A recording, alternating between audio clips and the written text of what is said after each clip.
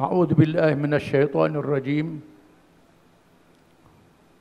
ومن أحسن قولا ممن دعا إلى الله وعمل صالحا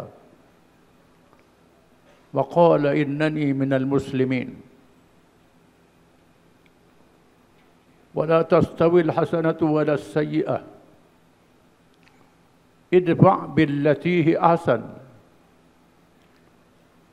فإذا الذي بينك وبينه عداوة كأنه ولي حميم وما يلقاها إلا الذين صبروا وما يلقاها إلا ذو حظ عظيم وإما ينزغنك من الشيطان نزغ فاستعذ بالله إنه هو السميع العليم. Surah Fussilat ayat 33 hingga 37. Yang bermaksud, dan siapakah lagi yang paling baik kata-kata dan ucapan lebih daripada orang yang mengajak kepada Allah, kepada Islam, dan dia sendiri mengerjakan amal yang saleh dan menegaskan saya adalah orang-orang Islam. Saya termasuk di kalangan orang-orang Islam.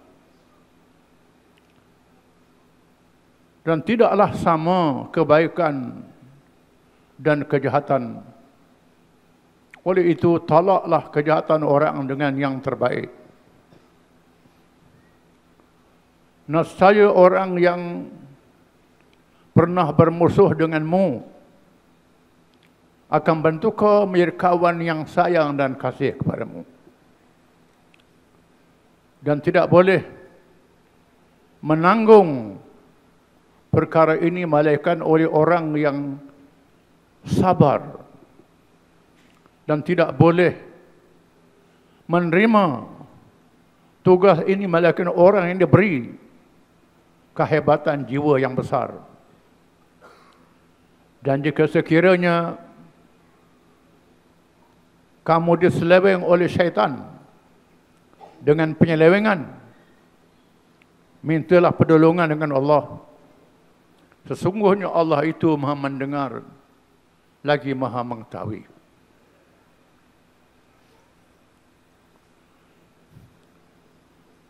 Yang berhormat Ketua Dewan Pemuda PAS, yang berhormat Ketua Penerangan,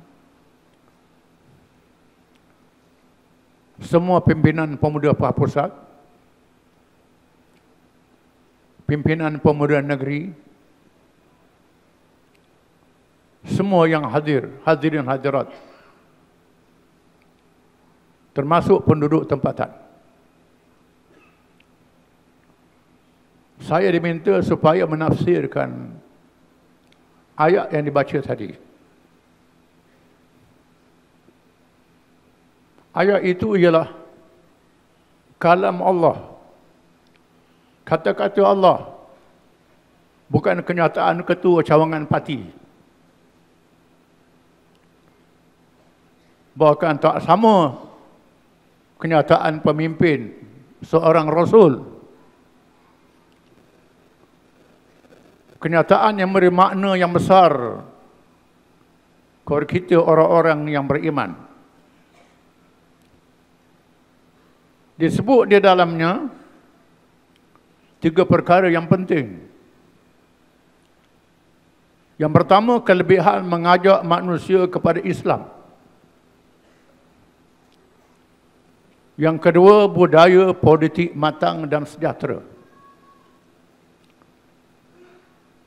Dan ketiga, bagaimana menghadapi cabaran, hasutan syaitan yang boleh memesongkan kita daripada perjuangan Islam yang beradab, yang sebenarnya. Dalam bahagian yang pertama, وَمَنْ أَحْسَنُ قَوْلًا مِمَّنْ دَعَا إِلَى اللَّهِ وَعَمِلَ صَالِحًا وَقَالَ إِنَّنِي مِنَ الْمُسْلِمِينَ. Dan siapakah lagi yang paling baik kata-kata, ucapan, kenyataan, apa sahaja tugasnya, lebih daripada orang yang mengajak kepada Allah, mengajak kepada agama Allah, mengajak kepada Islam. Dan dia sendiri mengerjakan amal yang saleh. Bukan ajak seorang saja. Dia tidak.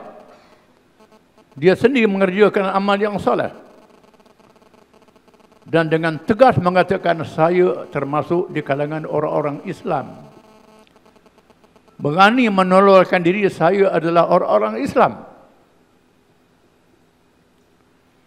Mengajak kepada agama Allah dengan makna yang luas. Termasuk para muazzin, para Bilal, yang mengajak orang sembahyang ke masjid. Termasuk guru-guru yang mengajar, para ulama ahli-ahli ilmu. Lebih-lebih lagi mereka yang berjuang untuk menegakkan Islam, supaya Islam itu berdaulat, memerintah negara, menjalankan kewajipan amar ma'ruf dan nahi mungkar. Inilah tujuan penubuhan Parti Islam semula Siapas. Setelah hilangnya kerajaan Islam 1 abad yang lalu lebih kurang, umat Islam perlu kembali semula berdaulat dan memerintah negara. Allah mewajibkan adanya kumpulan Islam yang menyambung kerja menyampaikan Islam di zaman tidak ada Nabi, tidak ada Rasul, selepas wafatnya Muhammad sallallahu alaihi wasallam. Yang menjalankan tugas itu ialah kumpulan Islam. Disebut oleh Allah, wal takum minkum ummatun yad'una ila al-khair wa ya'muruna bil ma'ruf wa yanhauna 'anil munkar wa ulaika humul muflihun wa la takunu kal ladzina tafarraqu wa ikhtalafu min ba'di ma ja'ahumul bayyinat wa ulaika lahum 'adzabun 'azim. Surah Al-Imran ayat 104 hingga 105. Tafsirul Quran bil Quran. Quran menafsirkan Quran. Di sana ada tafsir melalui hadis Nabi sallallahu alaihi wasallam. Tafsir ulama-ulama sahabat, ulama-ulama kemudian. Kerana Quran adalah mukjizat ilmu yang tidak habis-habis. Yang paling tinggi Quran menafsirkan Quran. Siapa yang lebih baik kata-kata dan ucapannya? Dia orang yang mengajak kepada Islam. Yang terbesar ialah kumpulan di kalangan umat Islam. Wajib adanya jamaah. Wajib adanya kumpulan. Bukan semua orang Islam. Daripada 1 bilion 300,000 atau 500,000 umat Islam, mesti ada satu kumpulan di kalangan orang Islam yang menjalankan tugas wal takum minkum ummah. Hendaklah ada daripada kamu, daripada mereka yang beriman itu, ummah. Perkataan ummah dalam Al-Quran ditafsirkan dengan makna ad-din, dengan makna agama. Ummah dengan makna pemimpin. Karena Ibrahim ummah, Ibrahim adalah ummah. Ummah dengan makna umat Islam. Dan ummah dengan makna seluruh manusia. Ummah dalam ayat ini ialah kumpulan Islam. Mesti ada kumpulan Islam. Disebut hari ini parti. Dalam bahasa Inggeris parti. Bahasa Indonesia partai. Sama ada jamaah taifah, maknanya sama. Mesti ada kumpulan Islam yang menegakkan Islam, yang mengajak manusia kepada Islam. Kumpulan yang sempurna mesti mempunyai 3 ciri, 3 sifat-sifat khusus.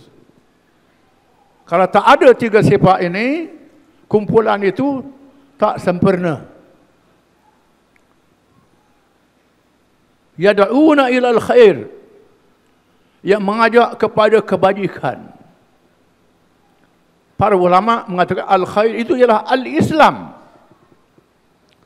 Islam yang sempurna, Islam yang cukup, Islam yang lengkap. Bukan Islam yang dipotong-potong, Islam yang dikudungkan.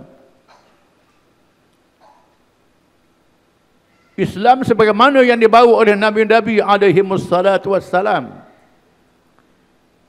Petunjuk dalam urusan agama dan urusan dunia. Berwawasan dunia sehingga hari akhirat. Berhubung dengan seluruh kehidupan manusia dan kejadian manusia. Rohnya, jasadnya, keluarganya, masyarakatnya, ekonominya, politiknya, dan antarabangsanya. Bahkan hubungan dengan makhluk-makhluk yang lain. Makhluk yang nyata dan gaib.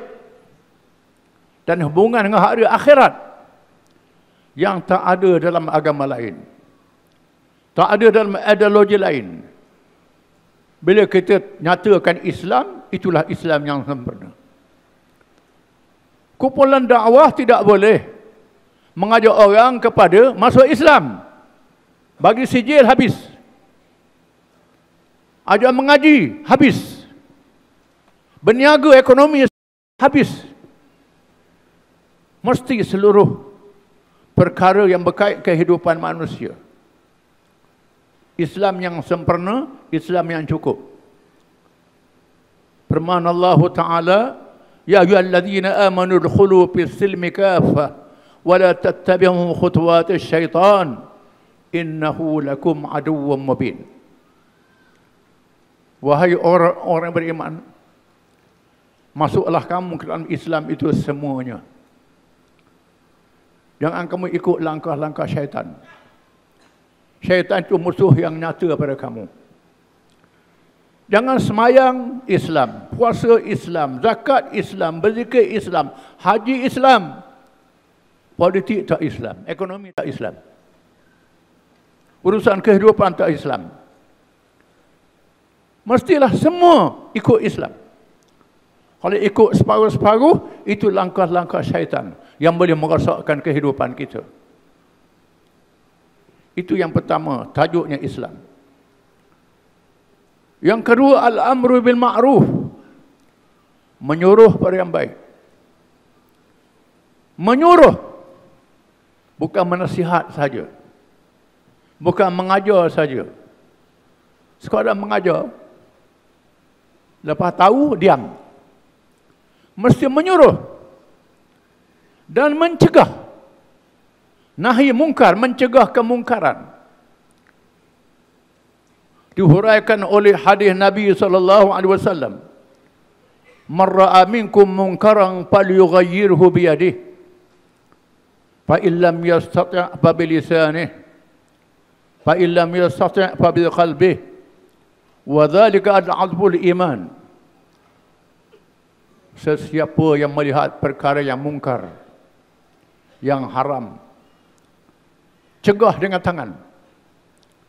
Kalau tak mampu, dengan lidah. Kalau tak mampu, benci dalam hati.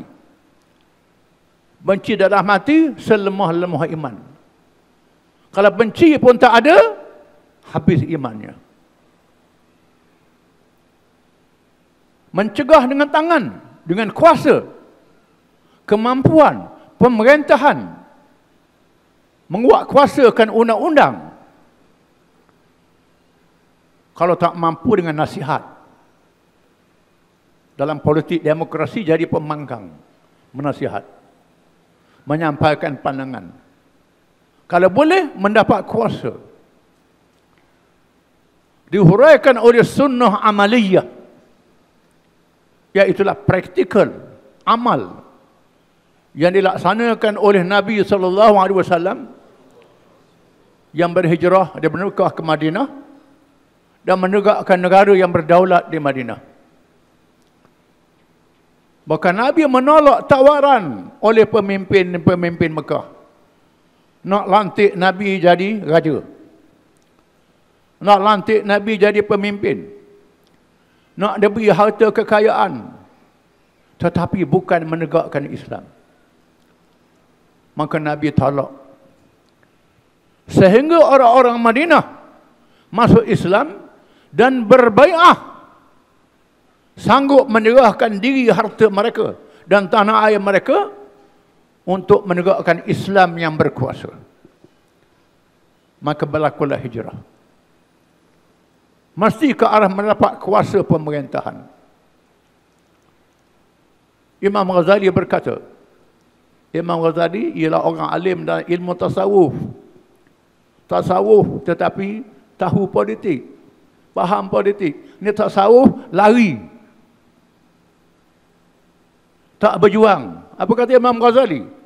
Ad-din ussun was-sultanu harisun fama la usla lahu famahdumun wa ma la harisa lahu fadha'i. Ad-din, Islam itu asas. Kuasa itu ialah pengawas. Kalau tak ada asas, runtuh. Tinggal Islam, runtuh kehidupan kita. Kalau tak ada kuasa, maka hukum-hukum Islam dihilangkan. Kita lihat bagaimana orang Islam tak ada kuasa, hukum-hukum Islam dihilangkan. Tinggal sembahyang, puasa, zakat, haji, nikah, faraid, hukum-hukum lain dihilangkan, dilupakan. Dan sebab itu mesti ada kuasa yang mendaulatkan Islam. Mana-mana kumpulan yang memenuhi ciri ini mendapat kemenangan dunia dan kemenangan akhirat. Walaupun tak menang di dunia, tetap menang di dunia. Tidak menyerah kalah pada jahiliah. Tak menyerah kalah dalam perjuangan Islam sehingga mati dan kemenangan akhirat. Kumpulan yang terbaik. Dan Allah memuji umat Muhammad sallallahu alaihi wasallam. Kuntum khaira ummatin ukhrijat linnas ta'muruna bil ma'ruf wa tanhauna 'anil munkar wa tu'minuna billah. Walau amana ahlul kitab lakana khairan lahum minhumul mu'minuna wa aktsarahumul fasiqun. Surah Al-Imran ayat 110. Kamulah sebaik-baik umat. Wahai umat Muhammad sallallahu alaihi wasallam, kamulah sebaik-baik umat yang dikeluarkan untuk seluruh manusia. Kenapa? Kerana kamu menyuruh yang baik dan kamu mencegah kemungkaran. Tinggal umat Muhammad saja menjalankan tugas ini. Walaupun tak ada negara, tak ada kerajaan, tetapi kumpulan ini tetap ada di seluruh negeri Islam. Tetap ada parti Islam yang memperjuangkan Islam. Dan Allah menempelak golongan ahli kitab. Walau amana ahlul kitab lakana khairan lahum minhumul mu'minun wa aktsarhumul fasiqun. Kalau golongan ahli kitab Yahudi dan Kristian itu beriman dengan Islam, bersama orang Islam, masuk Islam, itu lebih baik pada mereka. Kerana mereka punya kitab. Kitab Taurat dan Injil menyebut perkara-perkara itu. Tetapi mereka beriman dengan separuh kitab dan kufur dengan separuh kitab. Mereka dibinasakan oleh Allah. Tetapi orang Islam masih ada lagi kumpulan yang menegakkan Islam. Dan Allah memerintah perjuangan menegakkan Islam ini melibatkan tiap-tiap orang Islam mengikut kemampuan masing-masing. Firman Allah Ta'ala, wal mu'minun wal mu'minat ba'duhum awliya'u ba'd ya'muruna bil ma'ruf wa yanhauna 'anil munkar wa yuqimuna as-salata wa yu'tuna az-zakah wa yuti'una Allah wa rasulahu ulaika sayarhamuhumullah innallaha 'azizun hakim wa'ada Allahu al-mu'minina wal mu'minat jannatin tajri min tahtiha al-anhar khalidina biha wa masakin thayyibatan fi jannati 'adn wa ridwanun min Allahi akbar dzalika huwal fawzul 'azim. Surah An-Nur, surah At-Taubah. At-Taubah ayat 71 hingga 72. Dan orang-orang yang beriman lelaki dan orang-orang yang beriman perempuan, mereka bertolong menolong di antara satu sama lain, menjalankan kewajipan amar ma'ruf dan nahi mungkar, menjalankan kewajipan menyuruh pada yang baik dan mencegah kemungkaran. Mereka mendirikan sembahyang, menunaikan zakat, mentaati Allah dan Rasulnya. Mereka itulah yang pasti akan mendapat rahmat daripada Allah. Sesungguhnya Allah Maha Perkasa lagi Maha Bijaksana. Allah berjanji kepada orang-orang beriman lelaki dan perempuan, syurga-syurga yang mengalir di bawahnya sungai-sungai. Mereka kekal di dalamnya selama-lamanya. Disediakan tempat-tempat tinggal yang baik dalam syurga-syurga Adan. Dan keredaan Allah itu paling besar. Itulah kemenangan yang paling besar. Ayat ini menyebutkan orang lelaki dan perempuan sama-sama bertanggungjawab. Para ulama mengatakan perjuangan menegakkan Islam itu ada masanya fardu kifayah, ada masanya fardu ain. Fardu kifayah bila ada sekumpulan orang Islam menunaikannya, maka yang tak menunaikannya selamat, tak berdosa.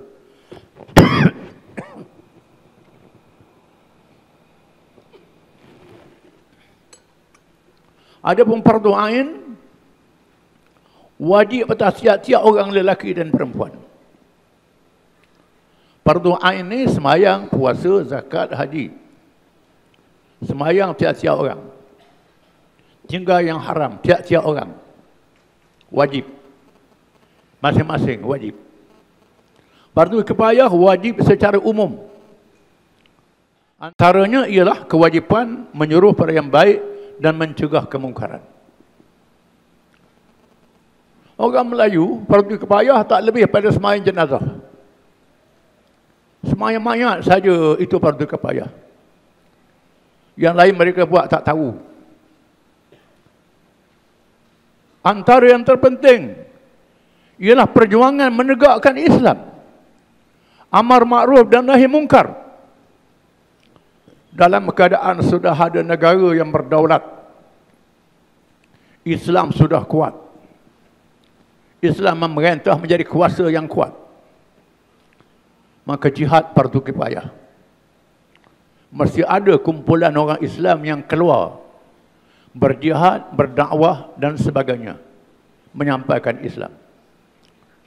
Apabila Islam sudah jatuh, musuh-musuh sudah menawan negeri Islam,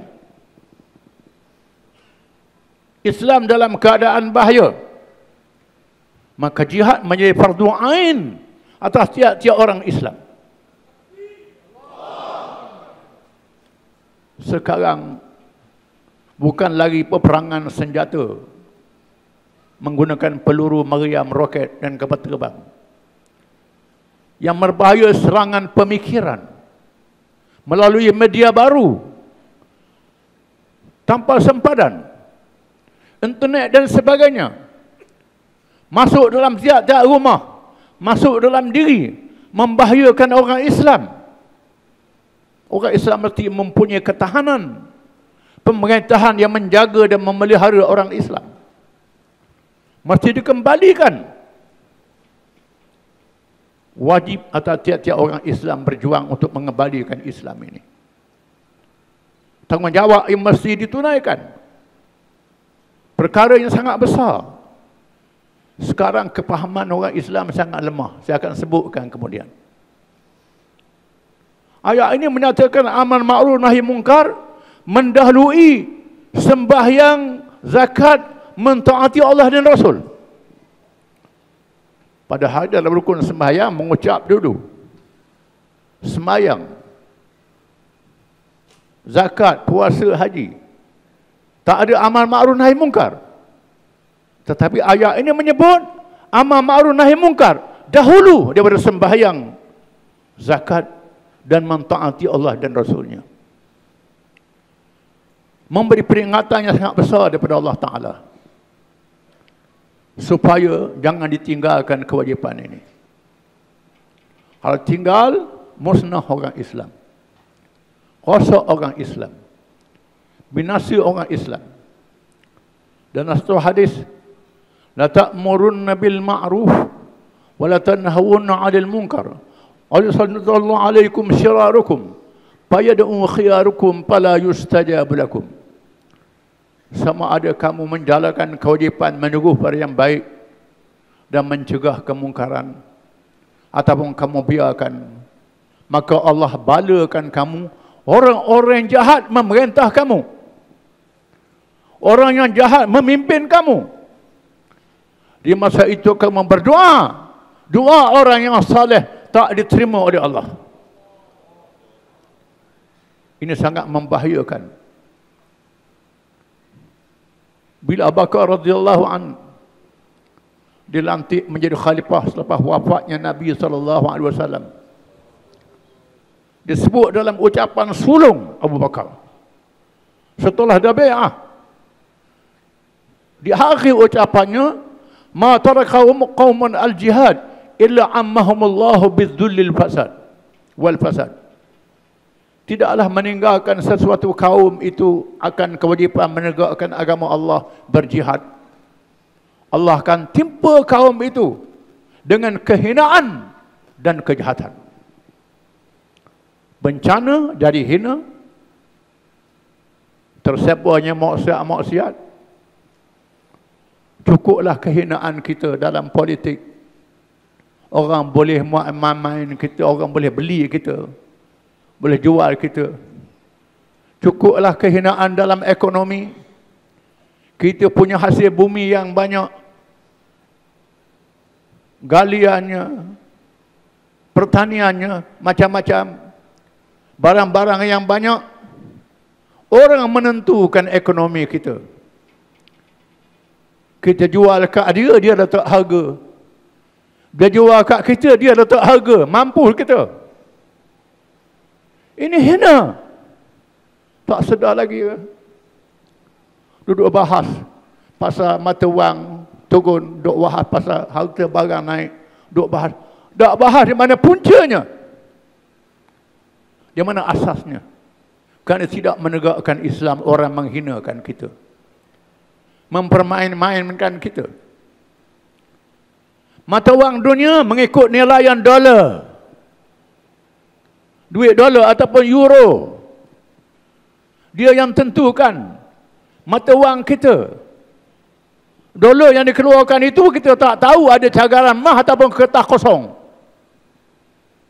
Kertas kosong tak tahu, dia cetak dolar dengan kertas kosong je, tak ada cagaran. Ini kerana kita lemah. Tidak ada kuasa politik, tak ada kuasa ekonomi, tak ada kuasa dalam dunia kerana kita tinggalkan Islam. Maka menegakkan Islam sehingga berkuasa adalah wajib. Firman Allah Ta'ala, walau la rafa'ullahi an-nasa ba'dahum bi ba'din lahuddimat sawami wa bi'an wa salawatu wa masajid wa masajid yuzkaru fiha ismullahi katsira wala yansurannallahu man yansuruh innallaha laqawiyyun aziz alladzina immakkannahum fil ard aqamus salah wa atawuz zakah wa amaru bil ma'ruf wa nahaw 'anil munkar walillahi aqibatul umur. Kalau Allah tidak jadikan manusia itu berlawan, bertarungan di antara satu sama lain. Kumpulan yang baik melawan kumpulan yang jahat. Kumpulan yang adil melawan kumpulan yang zalim. Kumpulan Islam melawan kumpulan yang menentang Islam. Kalau tak ada perlawanan ini, nasadi binasakanlah rumah-rumah ibadat agama Yahudi, gereja-gereja Kristian, masjid-masjid sebut dalam nama Allah. Demi sesungguhnya Allah berjanji menolong siapa menolong menegakkan agamanya. Dan Allah Maha Kuat lagi Maha Perkasa. Orang-orang yang kami berikan kepada mereka kuasa memerintah di atas muka bumi, mereka mendirikan sembahyang, mereka menunaikan zakat, mereka menyuruh yang baik, dan mereka mencegah kemungkaran, dan bagi Allah sahaja akibat segala urusan. Ayat ini menyatakan yang pertama mesti berlawan. Mesti berlawan. Mesti menentang mereka yang lawan Islam. Musuh Islam tetap ada sepanjang zaman. Orang Islam mesti lawan musuh-musuh dia. Kalau orang Islam tak lawan, manusia dalam kesusahan. Bukan saja orang Islam, termasuk orang bukan Islam. Bila Yahudi menang, Yahudi tindah Kristian, tindah Hindu, tindah agama lain. Kristian menang, tindah Yahudi, tindah agama lain. Bila Islam menang, Islam tak paksa penganut agama lain masuk Islam. Islam melayan semua manusia dengan adil. Masuk Islam mestilah dengan redha, tidak dengan paksa. Kalau paksa orang masuk Islam tipu. Masuk Islam munafik. Islam mesti dengan ikhlas. Dengan sebab itu, Islam mengambil pendekatan la ikraha fid din. Bukan macam agama lain. Kalau agama lain berkuasa, menindas penganut-penganut yang tidak seagama dengannya. Adapun orang Islam kalau berkuasa, tak tindas penganut agama lain. Tak tekan penganut agama lain. Dan Nabi SAW membuktikan bila Nabi memerintah Madinah, bukan saja orang Islam, termasuk orang Yahudi, Bani Qainuqa, Bani Nadir, Bani Quraidah, termasuk Kristian Najran, termasuk musyrikin Arab yang tunduk di bawah kerajaan Islam. Dan Allah menetapkan acuan kerajaan Islam. Kerajaan Islam itu bagaimana? Negara Islam itu bagaimana? Allah menjanjikan kemenangan. Setelah menang, alladzina immakkannahum fil ard aqamus shalah. Mereka yang kami beri kuasa memerintah bumi, mereka mendirikan sembahyang. Pemimpin-pemimpinnya mendirikan sembahyang. Bukan mendirikan masjid, tak sembahyang. Ada orang di masjid, di rumah masjid, dia sendiri tak sembahyang. Mendirikan sembahyang. Pemimpin yang ada hubungan dengan Allah. Pemimpin yang berintegriti. Yang ada syakhsiyah. Sedar perhitungan dosa dan pahala. Kemuncaknya ialah memenuhi ciri-ciri beriman kepada Allah. Negara hidayah, negara mendapat petunjuk Allah, bukan negara jibayah, negara yang bilang duit saja. Bilang berapa banyak duit masuk. Tak bilang berapa banyak dia buat baik, berapa banyak amal yang saleh. Negara hidayah, bukan jibayah. Saya pinjam perkataan Abul Hasan Ali An-Nadawi rahimahullah. Negara hidayah bukan jibayah. Negara petunjuk Tuhan bukan negara bilang hasil banyak mana. Bila petunjuk Tuhan sendiri dah hasil akan datang. Negeri akan mewah, datang berkat. Tuhan sebut, walau anna alal qura amanu wattaqu la fatahna 'alaihim barakatin minas sama'i wal ard walakin kadzabu. Kalau sekiranya penduduk negeri itu beriman dan bertakwa, Kami buka berkat-berkat yang banyak yang turun dari langit dan keluar dari bumi, tetapi mereka membohonginya. Bila Adi bin Hatim, seorang padri Kristian, bertemu dengan Nabi. Nabi kata, wahai Adi, aku tahu kamu takut nak masuk Islam. Kerana kamu lihat Islam ni lemah. Tak kuat, orang lain kuat. Wahai Adi, kamu kenal Hira? Ya, pusat kerajaan Kisra, macam Putrajaya, ibu negara. Kamu kenal Hira? Adi kata, kenal. Tapi saya tak pernah pergi. Saya tahu Hira itu ada. Wahai Adi, akan tiba masanya Hira akan dikuasai oleh Islam. Akan berlaku keamanan. Sehingga perempuan-perempuan Hira datang ke Mekah dengan tidak ada pengawal lelaki kerana amannya. Akan tiba masanya hasil melimpah ruah wahai Adi. Sehingga tak cukup orang nak terima. Akan tiba bila Islam menang, datangnya berkat, dia beri bantuan. Semua dah dapat. Lebihan masih ada lagi. Duit zakat masih ada lagi. Melimpah ruah akan tiba masanya begitu. Tiba masanya zaman Umar bin Abdul Aziz radhiyallahu anhu. Melimpah ruah memerintah 2 tahun saja. Baca dalam sirahnya, ceritanya panjang. Mestilah negara itu Rabbani, hubungan dengan Tuhan. Kemudian wa atawuz zakah, ekonomi yang adil. Ekonomi yang adil, ekonominya adil. Bukan kapitalisme, bukan sosialisme, bukan komunisme. Nak terang satu-satu memerlukan satu ceramah yang lain, panjang. Kapitalisme mementingkan individu, kebebasan individu, liberalisme. Komunisme, sosialisme mementingkan masyarakat. Dua-dua teori ini sekular, tak ada hubungan dengan agama, tak ada halal dan haram. Islam berbeza dengan semua ideologi-ideologi yang lain. Ekonomi yang adil. Wa amaru bil ma'ruf, negara berkebajikan. Negara yang buat kebajikan. Kebajikan dalam Islam bukan kebajikan masyarakat saja. Disebut dalam istilah politik hari ini welfare state. Negara berkebajikan. Perubatan percuma, belajar percuma dan macam-macam lagi. Macam di England. Welfare state, negara berkebajikan. Islam, kebajikan dalam hubungan dengan manusia, hubungan dengan Allah, hubungan dengan semua. Kebajikan yang makna yang luas. Wa nahau 'anil munkar, mencegah kemungkaran, kehebatan undang-undang. Undang-undangnya hebat, menggerunkan, menakutkan penjenayah. Hukum qisas, hukum hudud, hukum ta'zir, macam-macam hukum, undang-undang perang, undang-undang antarabangsa, semua ada dalam Islam.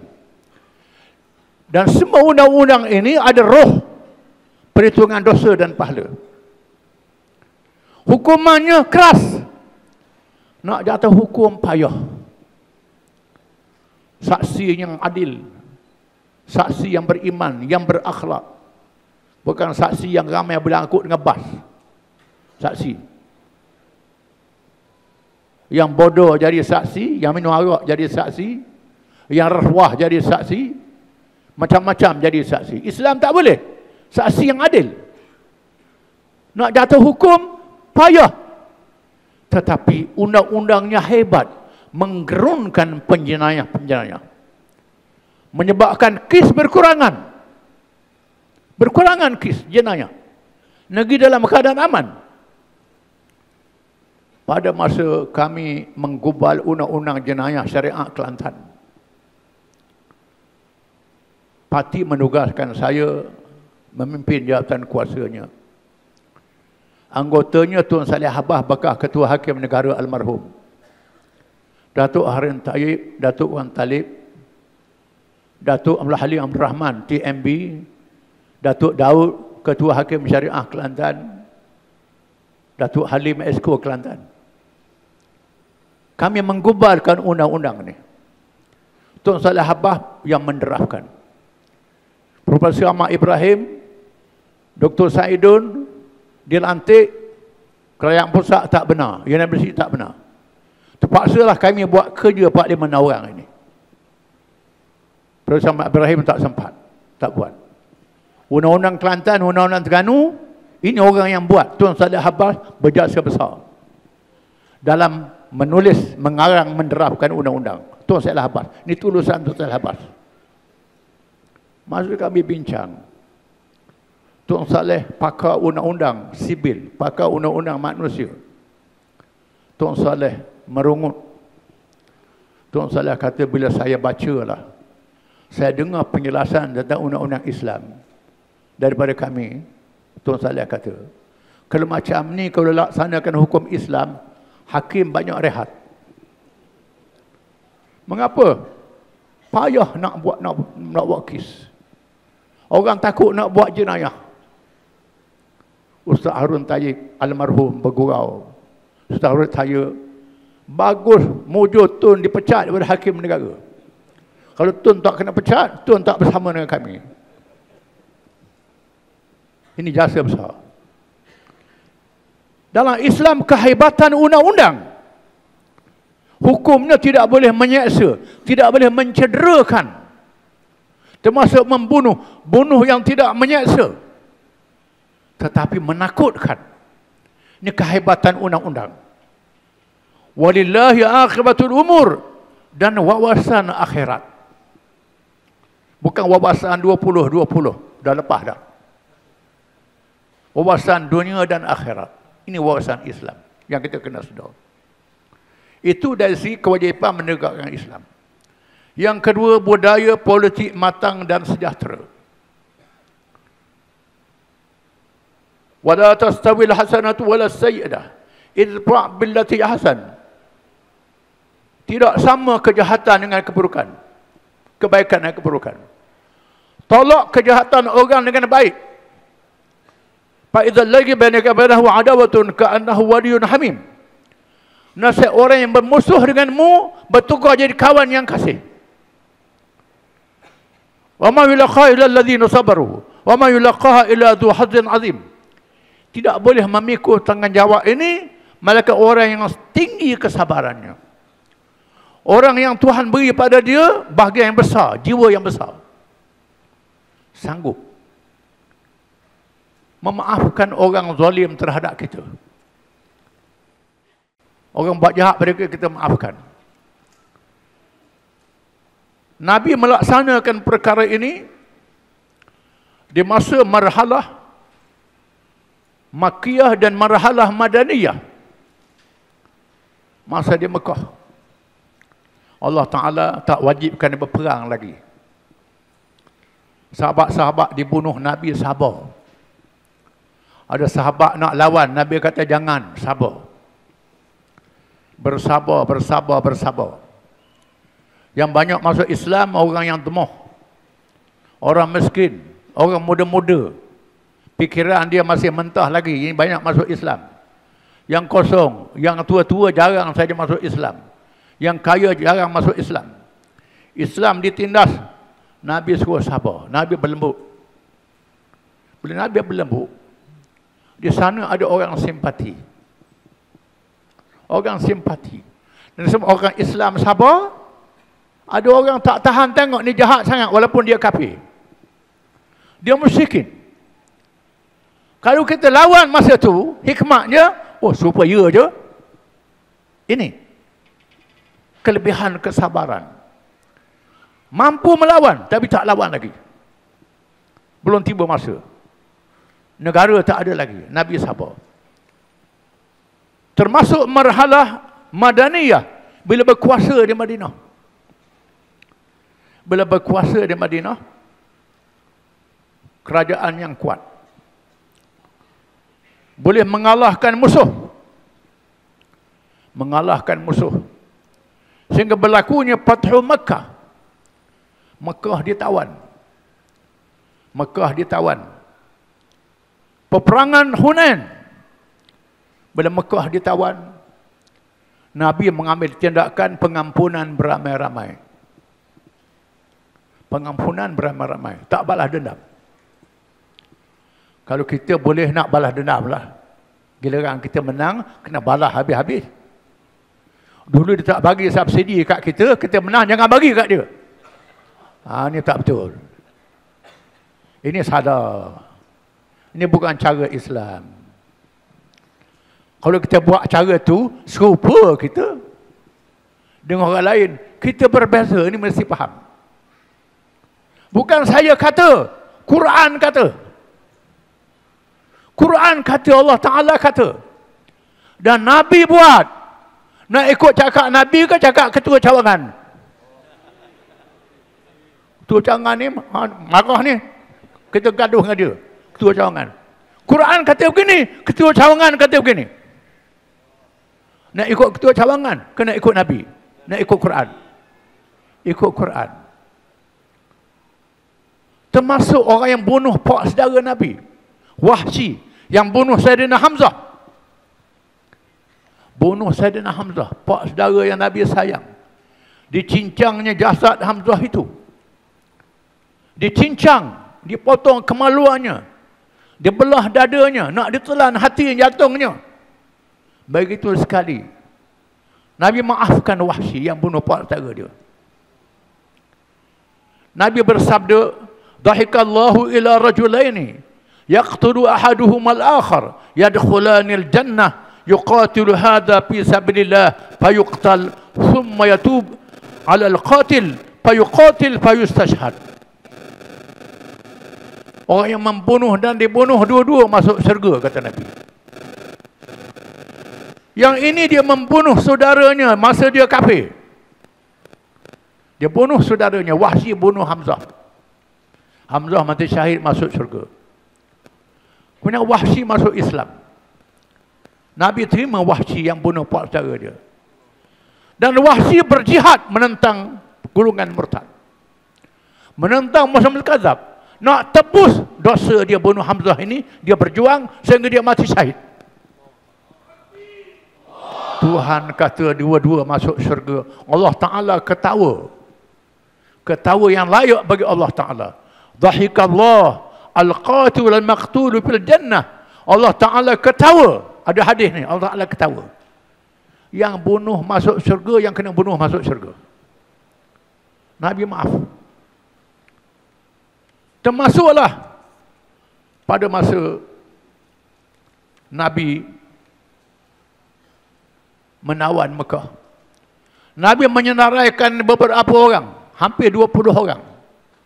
Nabi kata orang-orang ni mesti ditangkap dan dibunuh walaupun bergantung di kelambu Kaabah. Kerana sangat besar jenayahnya. 2-3 orang saja yang ditangkap, yang lain melarikan diri. Yang melarikan diri ini datang minta maaf. Nabi terima, Nabi ampunkan. Antaranya Ikrimah bin Abi Jahal radhiyallahu anhu.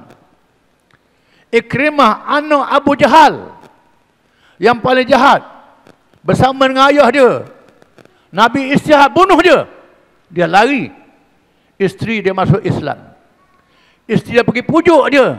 Dia datang menghadap Nabi, minta maaf. Nabi maafkan. Oh, kalau kita ni kena cincang lumak lah. Ini tak boleh. Sebab begitu. Kenapa? Allah Ta'ala sebut pada Nabi, Udu ila sabili rabbaka bil hikmatil hasanah wal wajadilhum udu ila sabili rabbaka bil hikmati wal mau'izatil hasanah wajadilhum billati hasan inna rabbaka wa a'lamu biman dhalla an sabilihi wa a'lamu bil muhtadin wa in aqabtum fa'aqibu bimithli ma uqibtum bih wa la in sabartum lahu khairus sabirin wasbir wa ma sabruka illa billah wa la tahzan alaihim wa la taku fi dayqin mimma yamkurun innallaha ma'al ladzina taqaw wal ladzina hum muhsinun. serulah kepada jalan Tuhanmu, ngebijak sana dan nasihat yang baik. Berdebat dengan mereka, dengan yang terbaik. Sesungguhnya Tuhanmu lebih tahu siapa yang layak dapat petunjuk, siapa yang sesat daripada jalannya. Jika kamu balas orang yang buat jahat padamu, balas sepadan dengannya. Dan jika kamu sabar, tak balas, dendam, itu lebih baik, Tuhan kata. Itu lebih baik. Jangan sedih terhadap kejahatan mereka. Jangan sempit dada. Allah bersama orang yang takwa dan orang yang buat baik. Dia tengok pak saudara kena cincang, lumat, berpuluh-puluh, tak nampak wajah. Nabi kata, jaga. Kalau aku menang dapat orang ni, aku nak cincang balas. Nak balas lebih banyak lagi. Tuhan turunkan ayat ini. Wahai Muhammad, kalau balas jangan balas lebih lah. Balas sama dah dengan buat padamu. Tetapi kalau kamu tak balas, kamu sabar, pahalanya sangat besar. Lalu Nabi bertindak. Nabi bertindak memaafkan Wahsy, memaafkan Ikrimah, memaafkan mereka ini. Ini satu. Yang kedua, bila menang di Hunain, mengalahkan Hawazin dan Saqif, banyak harta rampasan perang, banyaknya ghanimah, terlalu banyak harta rampasan perang. Beratus-ratus ribu ekor unta. Nak kata berapa ratus juta kambing. Banyak binatang. Lalu Nabi bahagikan unta-unta yang banyak ini pada mu'allaf, pada orang yang baru masuk Islam. Yang baru masuk Islam, tak apa boleh percaya lagi, baru masuk Islam. Nabi bagi pada Abu Sufyan ratus ekor unta. Bagi pada Muawiyah ratus ekor unta. Bagi kepada orang ni ratus ekor unta. Kabilah Badui yang bermusuh dulu, ratus ekor unta. Habis orang Madinah tak dapat. Aus dan Khazraj ini atas depan Madinah tak dapat. Dah bagi semua. Bagi pada yang baru masuk Islam. Ada ulama mengatakan termasuklah yang tak masuk Islam, untuk mengurangkan permusuhan dia dengan Islam. Dibagi juga.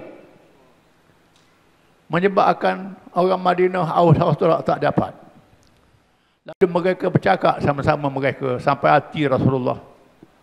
Tak bagi kat kita, kita dah berjuang lama dah dengan Rasulullah. Kita berbai'ah, tak dapat seekor unta pun. Mereka sangat sedih.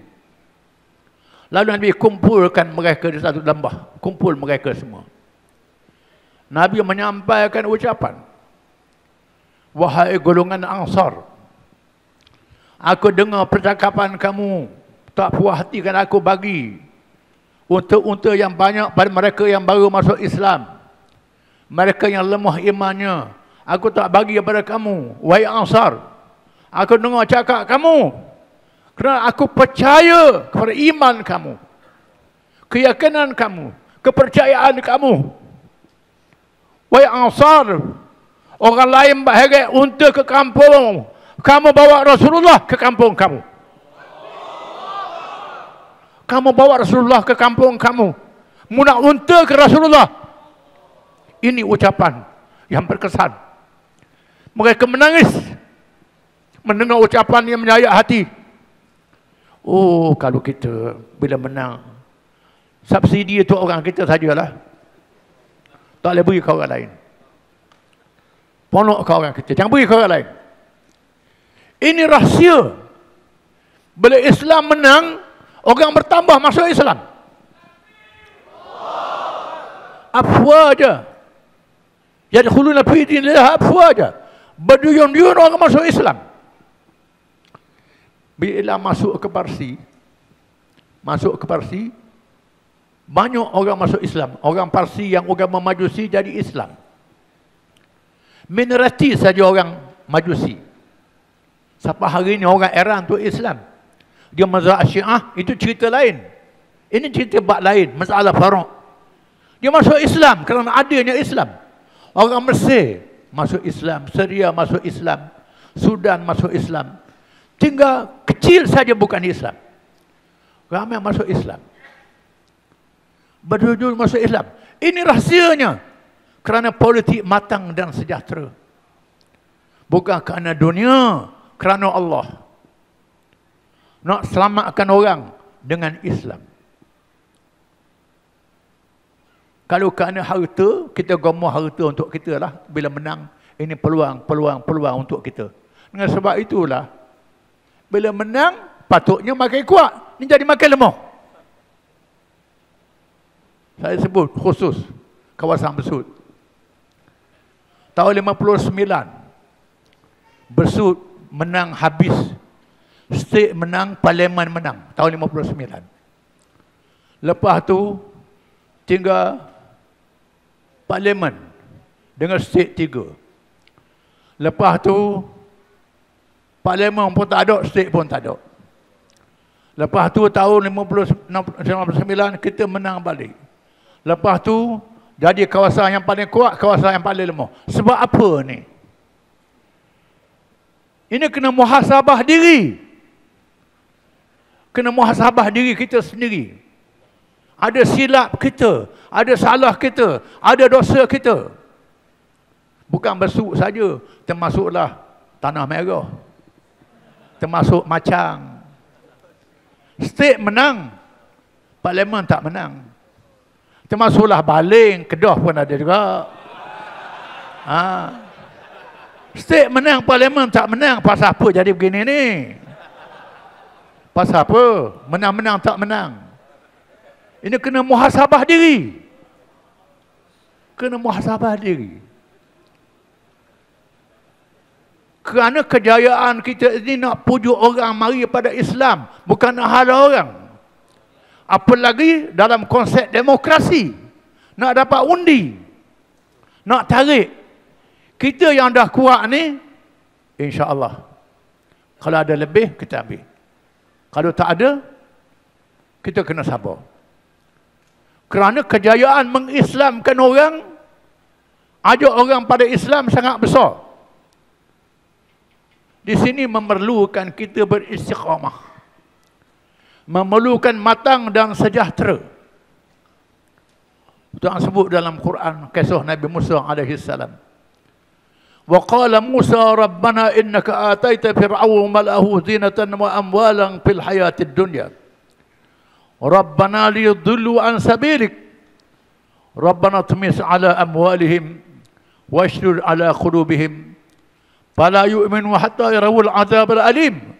Qala qad ujibat da'watukuma fastaqima wa la tattabi'an sabila alladhina la ya'lamun. Berkatalah Musa berdoa kepada Allah. Nabi Harun di belakang kata amin. Dia Harun kata amin. Musa kata, wahai Tuhan kami, engkau beri pada Fir'aun kekayaan harta yang banyak. Pengikut dia harta yang banyak.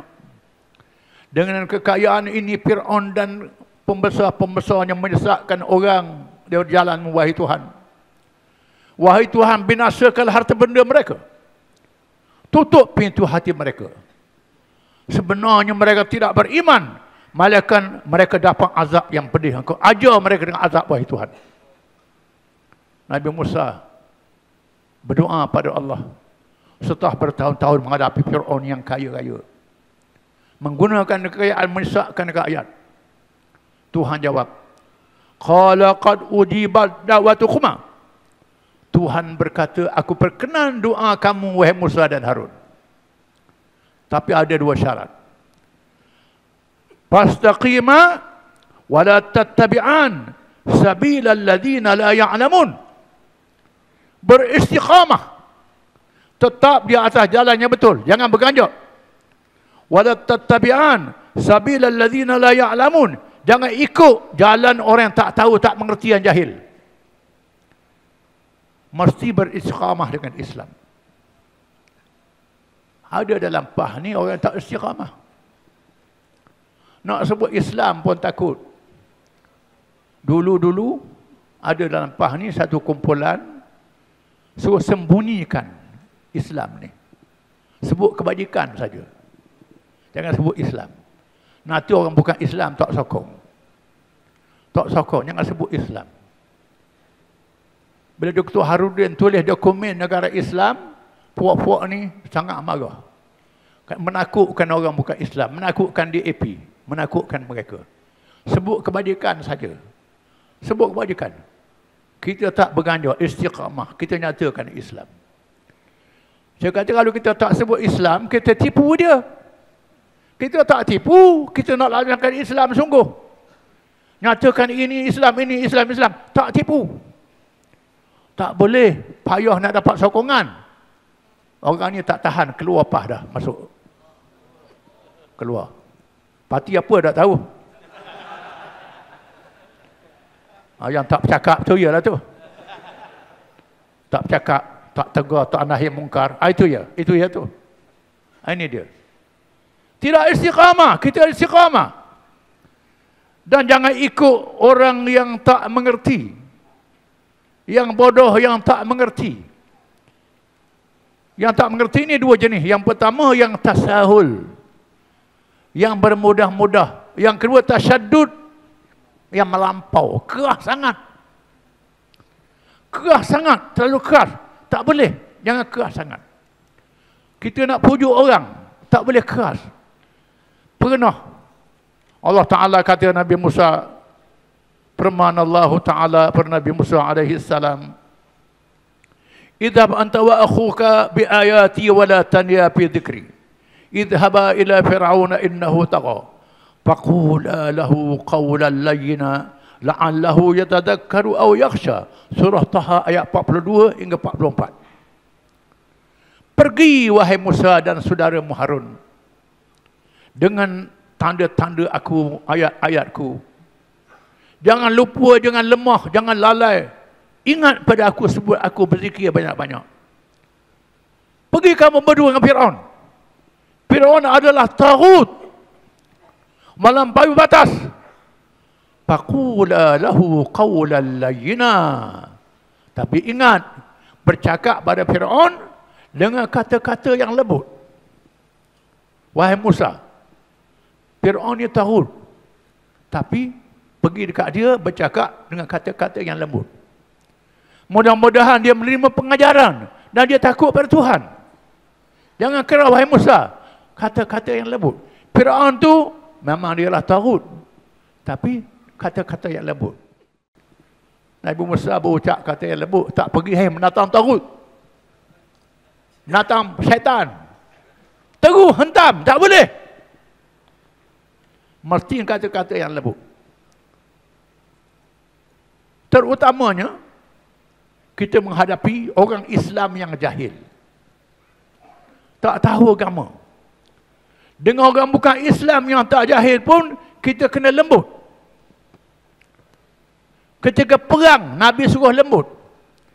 Wa in janahu lis-salmi fajnah laha wa tawakkal 'ala Allah. Tengah-tengah berperang, tiba-tiba dia minta damai. Tuhan kata, terima perdamaian itu. Tawakal pada Allah. Nanti dia tipu. Tuhan kata, wa irudu yakhda'uka fa inna hasbakallah. Kalau mereka nak tipu kamu, cukup Allah akan menolong kamu. Allah beri jaminan. Bila dia nak damai, terima damai. Berunding. Kecuali dia serang, lawan. Dia nak damai, damai dengan dia. Jangan lawan sepanjang masa. Mudah-mudahan pujuk. Dia terima. Dia berdamai. Buka jalan untuk Islam. Bahkan ketika berperang, dia sebut dalam hadis. Satu hadis, Imam Nawawi sebut Riyadhus Salihin. Bila Nabi nak perang Khaybar, siapa dia Khaybar? Siapa dia Khaybar? Berkemah. Tak serang lagi, Nabi bersabda, la'utiyanna ar-rayata ghadan rajulan yaftahu Allahu ala yadayhi yuhibbullah wa rasulah wa yuhibbullah wa rasuluh. Besok aku nak serah bendera. kata Nabi. Bendera barisan hadapan kepada orang yang Allah kasih kepadanya dan dia kasih pada Allah dan Rasulnya.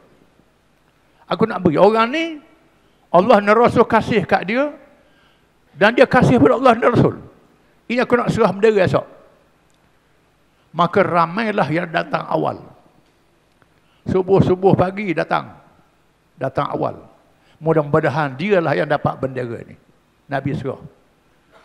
Sayyidina Umar kata, aku tak pernah nak minta jadi ketua. Minta jadi ketua ni tak elok. Tapi hari tu aku nak. Kerana Nabi kata, orang ni Allah Ta'ala kasih, Nabi kasih. Aku nak. Pergi. Masing-masing yang pendek berjanjang kaki, takut tak nampak. Takut tak nampak dia. Nak serah bendera ni. Tiba-tiba Nabi kata, Aina Ali? Mana Ali? Dia bagi kat menantu dia. Ali karamallahu wajah, menantu dia. Patutnya kalau jadi kerajaan, menantu ni bagi projek lah. Projek banyak-banyak. Ni beri bendera perang barisan hadapan, mati dulu. Kalau mati menantu dulu. Mana Ali? Dia beritahu, wahai Rasulullah, Ali sakit mata. Duduk di khemah, mata sakit sebelah. Nabi kata, panggil. Datang. Ali pun datang. Nabi ludah pada mata Sayyidina Ali, mukjizat berlaku, sembuh. Ini mukjizat Nabi. Kita jangan ludah. Kalau kita ludah, berkak lagi lah. Nabi ni ada berkat. Kita tak ada berkat macam Nabi. Lalu Nabi pun serah bendera pada Sayyidina Ali. Sayyidina Ali dengan semangat berkata, Ya Rasulullah. Kata Sayyidina Ali, Ya Rasulullah,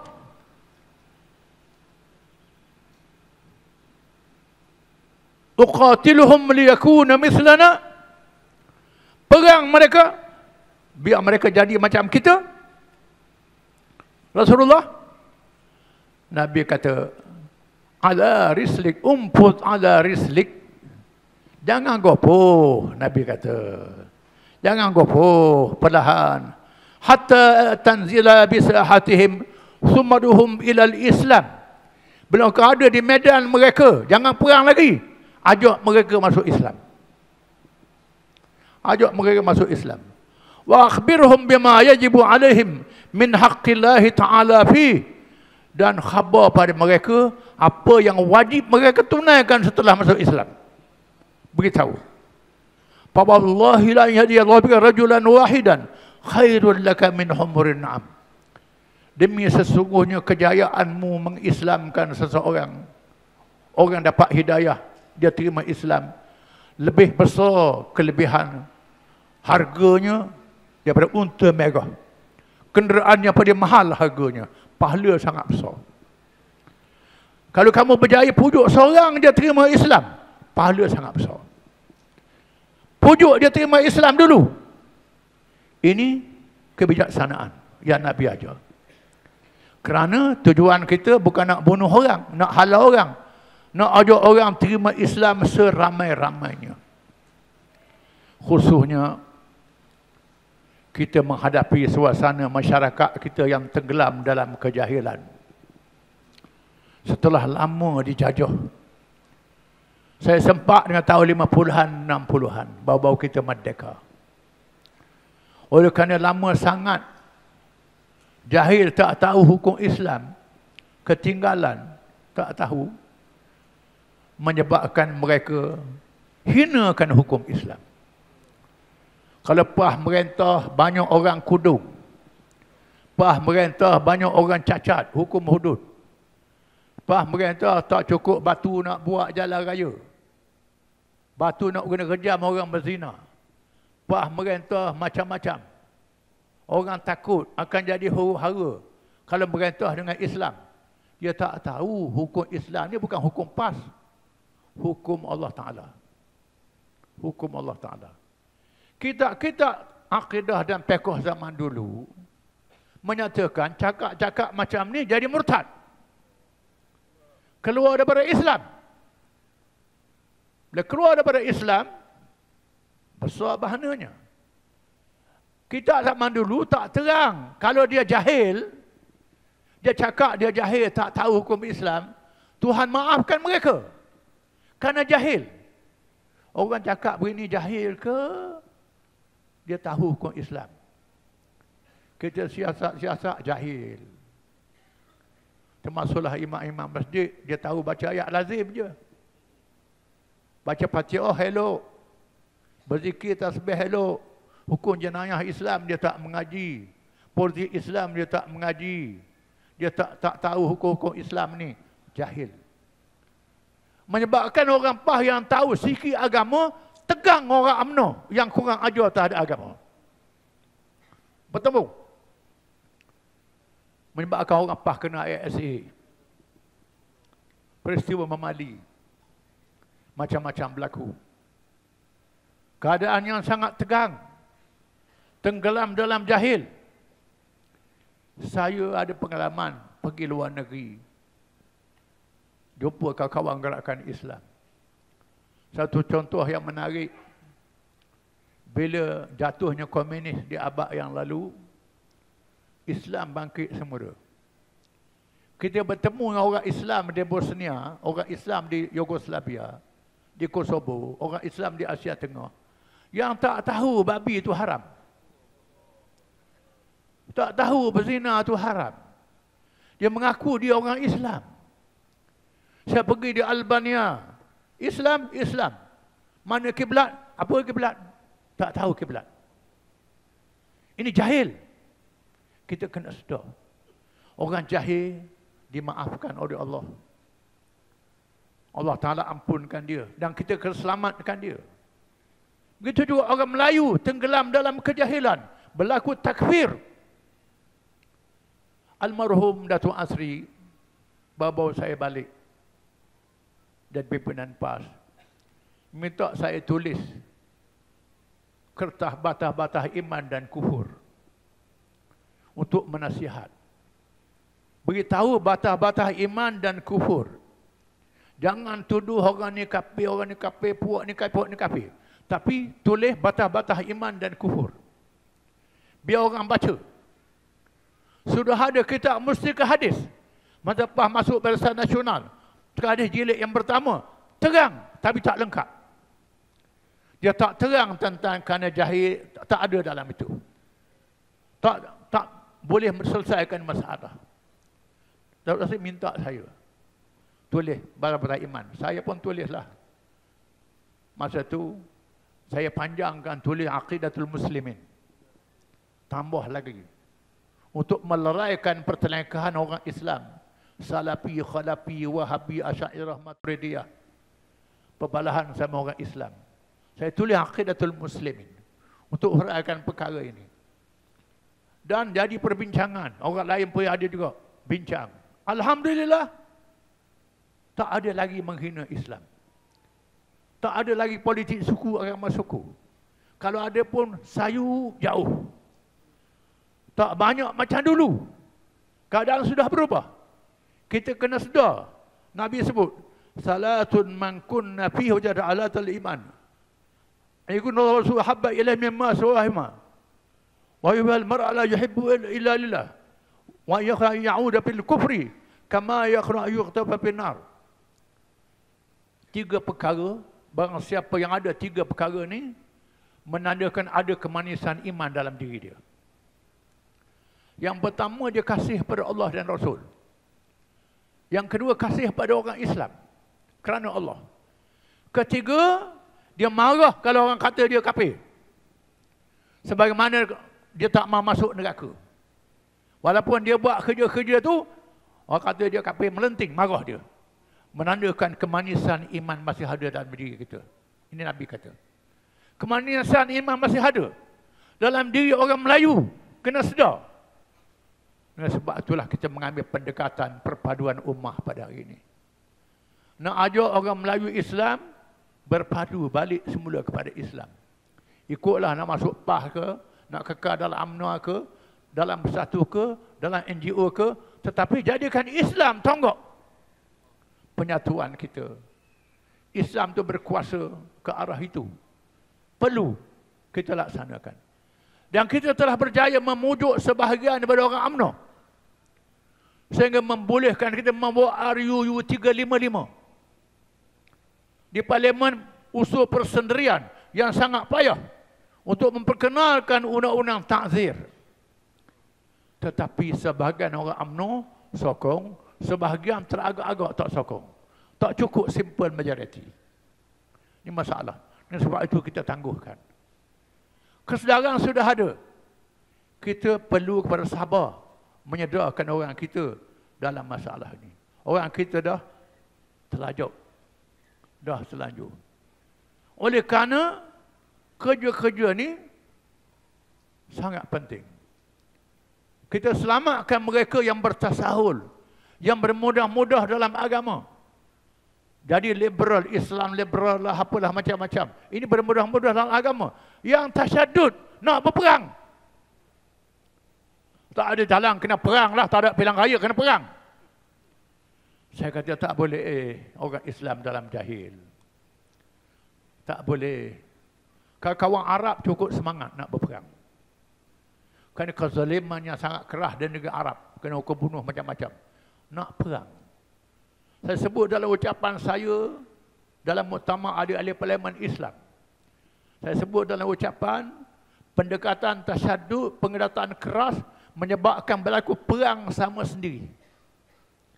Berlaku perang proksi. Kita jadi wakil orang berperang dalam negeri kita. Orang jual senjata, kita bayar duit, perang sama-sama kita. Tak boleh. Saya tak setuju. Bahkan dalam ijtima' alami ulama muslimin, persatuan ulama sedunia, saya berpandangan tak boleh, saya tak setuju kekerasan ini. Almarhum Syekh Dr. Yusuf Qardawi rahimahullah, dia sokong perang di Syria. Saya tak sokong. Perang di Yaman, saya tak setuju. Perang di Libya, saya tak setuju. Pendekatan saya tak setuju. Mesti pendekatan muwajahah silmiyah dalam negeri Islam. Tak setuju. Lawan Sunni dengan Syiah, saya tak setuju. Ini masalah dalaman, bincang dalaman umat Islam, bukan berperang. Tidak boleh. Tidak boleh. Masalah mazhab. Tidak boleh. Saya tak setuju. Almarhum marah kat saya. Marah. Memang orang Arab ni dia keras sikit. Saya tulis surat meletakkan jawatan daripada Naib Persem Persatuan Ulama. Kerana saya kata, saya punya jawatan ni bukan saya minta orang lantik saya. Itu pandangan saya. Bukan saya minta. Bukan saya minta. Saya punya pandangan saya ni, saya istikharah. Bukan saya kaji saja. Saya istikharah. Bagaimana rahsia istikharah tu, itu rahsia saya. Pandangan saya. Akhirnya, puak-puak yang keras ini menyokong rapalan kuasa di Turki.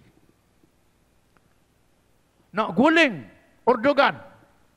Kerana apa? Tak percaya kat Erdogan. Erdogan pun pada awalnya sokong juga. Erdogan pun sokong. Keras ni. Saya tak setuju. Bila orang nak guling dia, barulah dia berubah. Kata pun berubah. Rupanya, Arab Spring, Arabi adalah permainan CIA untuk mengacau orang Islam. Maka kita bertindak menarik diri daripada bersih yang tidak bersih. Bersih pertama kita ikut, bersih kedua kita ikut, bersih yang berikut kita tak ikut lagi. Saya minta orang PAS tarik diri. Bila kita tarik diri, tak jadi nak beragak. Rupanya orang PAS suka beragak. Tak jadi beragak. Kita tukang beragak je. Inilah bahananya kita jadi tukang beragak. Tak ada penyelesaian. Kita mesti bijak dalam berpolitik. Kena faham. Jangan siapa orang guna kita, orang peralatkan kita. Dengan sebab itu, apa yang penting ialah ahli-ahli PAS berwala dan bertaat kepada parti. Wala taat pada kepimpinan. Menentukan ada 7 parti, dasar parti milik syura ulama. Ada 7 parti ialah pimpinan pusat. Jawatan kuasa politik. Dasar parti milih surah jaga. Tuhan sebut, ya allazina amanu wa atii'u Allah wa atii'ur Rasul wa ulil amri minkum. Wahai orang yang beriman, taati Allah, taati Rasul dan ulil amri daripada kamu. Ulil amri daripada kamu. Ulil amri ini ialah umara dan ulama, pemimpin dan ulama, dua-dua. Dalam PAH ada pemimpin dan ada ulama, dua-dua. Dalam pemimpin juga ada ulama, pimpinan ulama. Dalam parti kita, rujuk pada Quran dan hadis, rujuk pada syarat-syarat. Bila parti buat keputusan, syura ulama, termasuklah parti, kena ikut keputusan itu. Kadang-kadang kita tak ikut keputusan, tidak ada taat, tak ada wala', menyebabkan Allah Ta'ala tak tolong kita. Tuhan tak beri kemenangan, tak tolong. Perkara yang mudah saja saya nak sebut. Bila pilihan raya, timbul masalah calon. Dia hantarlah nama-nama calon kepada pusat. Pusat mengkaji calon-calon ini. Tak serah pada negeri, tak serah pada kawasan, pada cawangan. Kemudian milih syura ulama, menapis calon-calon ini. Sebab begitu, setelah syura lulus, turun ke bawah, tentu jadi calon. Bila syura buat keputusan, ahli-ahli tak saya terima. Cawangan tak saya terima. Pandai cawangan lagi pada syura ulama. Ini. Kita nak merintah negeri, bukan nak buat cakap. Wakil rakyat ni untuk sedap buah dengan kita. Untuk ulang acak kali mai di rumah. Betul lah, kena melawak, tak dinafikan. Tetapi bagaimana nak merintah negeri? Ini calon-calon yang kita lantik. Yang dilantik calon ni, bukan calon wakil rakyat saja. Termasuk GLC, termasuk macam-macam jabatan. Bukan semua jadi calon. Bila kita menang, banyak ruang-ruang yang laksanakan tugas masing-masing dalam masyarakat. Peringkat masing-masing. Tetapi tak ada wala' dan tak ada taat. Saya nak sebut, totoklah senang, biar orang faham. Contohnya di Melaka, pilihan raya kecil di Melaka. Saya sebut, yang terkini. Satu kawasan yang kita nilai calon ni boleh menang. Pusat buat keputusan, pilih calon ni, boleh menang. Tetapi, cawangan puak-puak tu tak setuju dengan calon ni, tak keluar mengundi. Tipis majoritinya, kalah. Di Johor, kita dah menang. Pengaduan daripada kawasan negeri, tak setuju dengan calon. Calon ni ada pengaruh. Kita bimbang, kita ikut negeri. Negeri nak sangat. Nak sangat. Jadi, akhirnya, tak menang. Jadi masalah. Kenapa? Tak ada wala', tak ada taat. Di Besut, penuh kita letak calon muslimat. Kita harap menangkan calon ni. Tiba-tiba bila muslimat tak ada tak saya mengundi. Tak sokong. Di Bagang Serai begitu juga.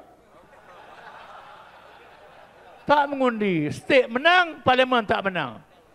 Kenapa? Tak taat dan tak wala'. Ini lain di Kelantan. Saya nak sebut Kelantan. Lepas tu Kelantan boleh menang. Kelantan tahun 2004. Kita menang simple majoriti, satu kursi saja. Menang pula 3 undi je.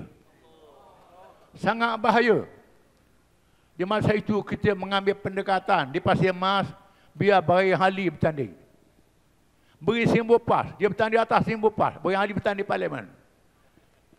Ada orang kata dia ni melompat sana, melompat sini. Tak apa dia bertanding. Kita nak state-state kawasan tu, kita menang. 2-3 state. Nak tambah state ni, orang Kelantan terima, orang Kelantan mengundi, orang Kelantan wala', orang Kelantan setia. Sebab itulah Kelantan menang lagi. Tempat lain tak menang. Ini berasa pandai sangat, bijak sangat. Ini kena sedar. Wala taat, setia pada arahan. Zaman Nabi, Nabi kata khiyaruhum fil jahiliyati, khiyaruhum fil islami idza faqahu. Mereka yang bijak terpilih di masa jahiliyah, terpilih setelah bersama Islam, kalau mereka faham. Termasuk mereka yang baru masuk Islam, dia agak mu'alaf. Khalid bin Walid, Ammar bin As, Muawiyah bin Abi Sufyan, dan ramai lagi, Suhail bin Ammar. Banyak. Mereka yang baru masuk Islam. Dia pemimpin di masa jahiliyah. Nabi lantik jadi pemimpin bersama Islam. Sahabat-sahabat taat. Terima. Dak ni. Kami lama masuk Islam dulu pada dia. Tak boleh. Tidak. Kerana dia ada pengalaman. Dia bijak. Saya sebut banyak ceramah saya. Contoh Ammar bin As radhiyallahu anhu. Seorang sahabat, ibu dia daripada Zatus Salasil. Bila nak buat operasi Zatus Salasil, Nabi lantik Ammar bin As yang baru masuk Islam jadi ketua Zatus Salasil. Dia baru masuk Islam. Abu Ubaidah, sahabat-sahabat yang besar di bawah dia. Bila sampai dia tempat operasi, musim sejuk, dia mengarahkan jangan sesiapa pasang api. Kata mereka tak boleh sejuk, kena pasang api. Nak panaskan badan. Barang siapa yang pasang api, aku campak dalam api, kata dia. Tegas. Jangan. Siapa yang pasang api, aku campak dalam api. Hidupkan api. Diam. Besok, masuk waktu subuh, orang lain ambil wuduk, dia tayamum. Pakai tanah tayamum. Terus jadi imam. Orang lain wuduk. Abu Ubaidah nak jadi imam. Abu Ubaidah ni, Aminul Ummah. Keuangan, Menteri Keuangan, Nabi, Abu Ubaidah. Sahabat besar. Dia kata, tak, Rasulullah lantik aku jadi ketua, aku jadi imam. Jadi imam, mu'allah pula. Jadi imam. Abu Ubaidah pun ikutlah, jadi imam. Besok berlaku pertempuran. Bertempur, musuh hundur. Setelah musuh hundur, dia kata, kejar, berhenti. Dia kata, cukup. Balik. Masing-masing tak puas hati bagaimana ni musuh dah lari tak kejar habis-habis. Suruh balik. Mereka mengadu pada Rasulullah SAW, mengadu pada Nabi. Nabi panggil dia. Mengapa awak larang orang pasang api musim sejuk? Dia kata, wahai Rasulullah, kita berada di kawasan musuh. Kalau kita pasang api, musuh tahu kedudukan kita. Musuh tahu di mana kita. Boleh serah handap, boleh berlaku macam-macam. Saya larang pasang api. Musuh tak sedar. Yang kedua, mengapa awak bertayamum, orang lain wuduk? Tidakkah Allah mengizinkan bertayamum bila keadaan yang darurat, sejuk, boleh tayamum, ganti air sembahyang? Nabi kata, ya. Mengapa awak tak kejar musuh habis-habis, awak orang suruh undur? Saya tahu musuh melarikan diri sebagai satu taktik untuk memerangkapkan kita. Di sana ada kawasan, kepungan. Kalau kita kejar, kita masuk kepungan dia. Dan sebab itu, kejar, dia lari, kita undur. Kita menang. Dari segi propaganda, seluruh kabilah Arab mengetahui mereka lari, kita sudah menang. Ini taktik menang. Nabi kata betul. Ini ketaatan para sahabat terhadap orang yang dilantik.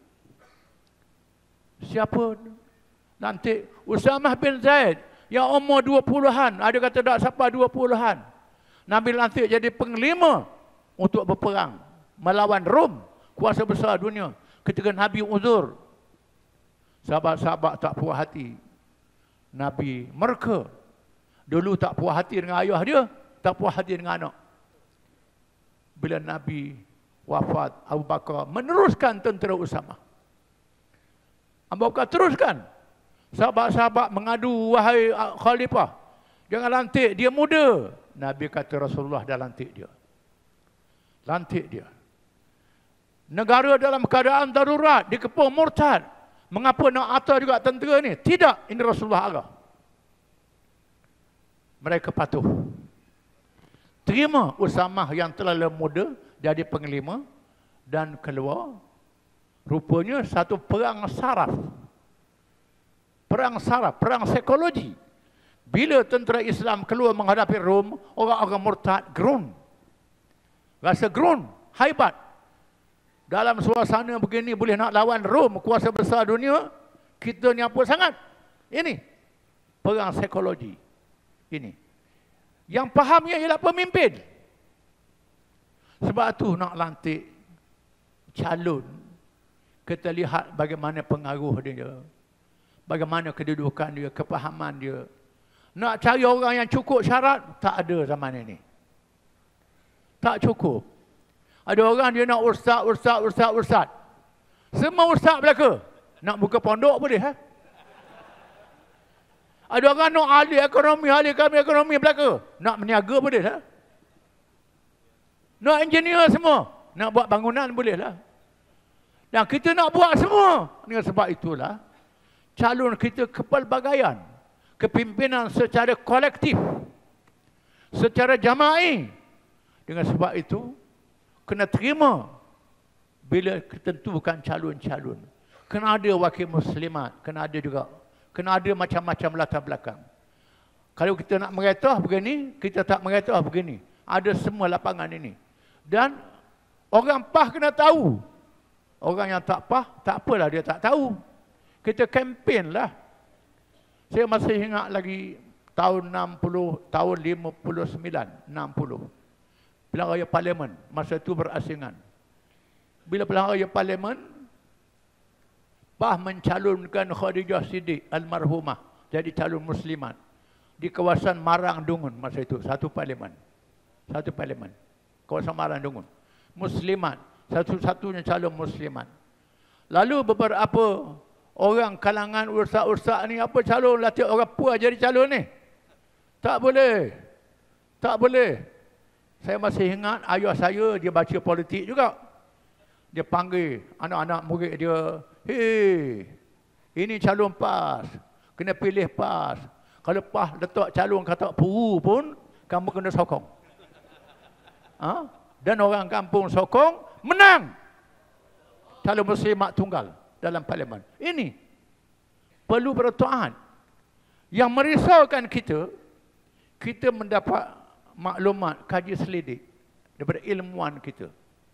Kita ada kaji selidik kita sendiri. Kita dapati anak-anak muda 18 tahun ke atas. Kalangan orang Cina memilih parti dan ideologi. Dia tak kira sama ada calon DAP itu Cina, India, Melayu, asal DAP dia sokong. Calon luar pun dia sokong. Dia pilih ideologi. Dia pilih perjuangan dia. Ini orang Cina. Orang Melayu tak pilih orang. Tak kira lah parti mendatang apa pun. Dia berkenaan pada orang tu kerana dia segok, dia macam-macam, pilih. Ini bahaya. Sangat bahaya. Tanggungjawab anak-anak muda memberi kepahaman ke dalam politik kepada anak muda kita. Kita dalam keadaan bahaya. Kerana kesedaran politik orang kita sangat lemah, sangat terbatas. Orang bukan Islam punya kesedaran politik. Orang Cina di Pahang sanggup balik mengundi di Pulau Pinang. Duduk di Australia balik mengundi nak menangkan parti. Orang kita duduk kampung tak gambit dengan skater, tak mengundi. Ini sangat malang. Kesedaran ini tak ada membahayakan masa depan kita. InsyaAllah, masa masih ada pada kita untuk menyedarkan orang kita sendiri, di samping menyedarkan orang lain supaya menyokong perjuangan kita. Kita kena sedar, perjuangan kita memerlukan orang Melayu Islam dan penglibatan orang bukan Islam sama-sama. Nak libatkan bukan Islam, kena tahu Islam ni adil untuk semua. Biar sampai mesej. Adil Islam lebih baik pada ideologi-ideologi lain. Biar dia faham. Sejarah Islam membuktikan Islam boleh menarik orang bukan Islam. Mereka lebih selamat bersama dengan Islam. Kerana Islam ni adalah untuk rahmat bagi semua manusia. Dan kita kena kerja dengan yakin dan faham bahawa amal politik ni satu amal yang afdal dalam Islam. Kelebihan yang besar dalam Islam. Sehingga dalam hadis disebut, Nabi sebut dalam hadis, 7 jenis manusia yang mendapat naungan Allah pada hari kiamat. 7 jenis. Yang pertama, pemimpin yang adil, yang pertama. Yang kedua, orang yang bergantung dengan masjid. Orang muda yang beribadat. 7 jenis. Yang akhir sekali, yang berzikir menangis, yang ketujuh. Yang pertama, pemimpin. Menandakan bahawa peranan politik sangat besar dalam Islam. Alhamdulillah, kita berada dalam jamaah yang memperjuangkan kewajipan yang besar dalam agama Islam. Allah Ta'ala istiqamahkan kita bersama dengan Islam. Mudah-mudahan kita faham, laksanakan dengan bijak, insya-Allah kita berjaya mendapat pertolongan Allah. Cukup sekali itu, wallahu alam. Wassalamualaikum warahmatullahi wabarakatuh.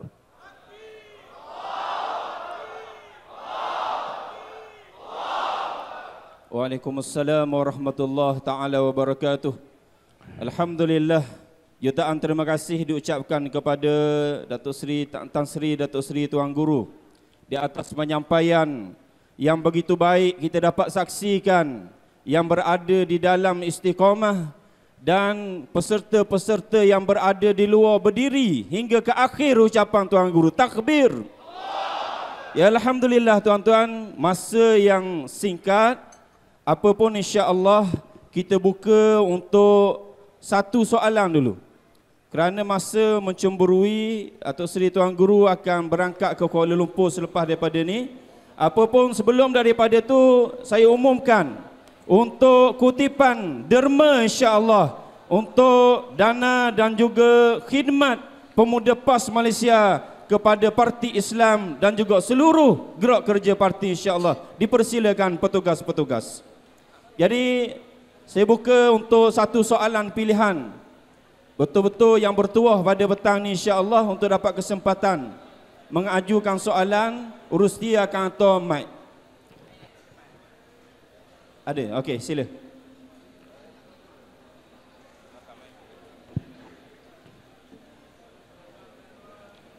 Pastikan jangan beranjak keluar walau seorang pun jika tidak ada keperluan insya-Allah. Kita ada program besar lepas ni. Silakan. Baik, Assalamualaikum warahmatullahi wabarakatuh.